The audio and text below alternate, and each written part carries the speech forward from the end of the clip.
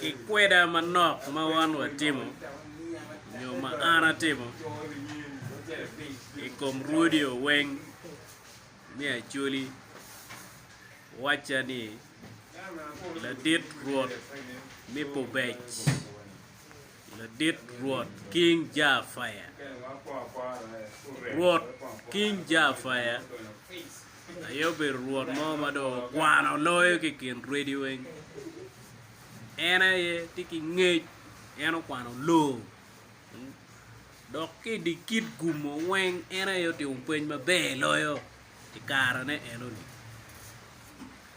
lok mo kene peda be dok ye ket ma enen kede pete bal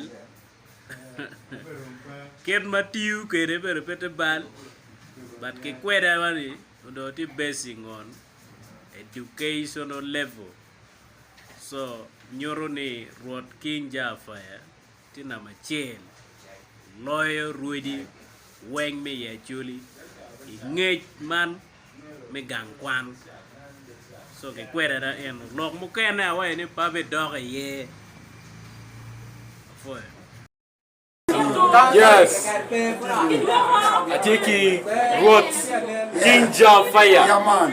yo Rwot ma din met Pobech Yes, man. I'm a dancer, man. What many? What your life? Yes, man. Respect. Oh, yeah, man. Puma.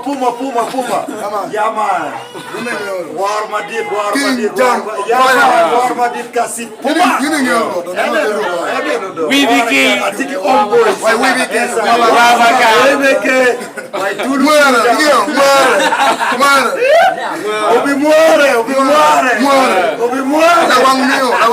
Lawang Mio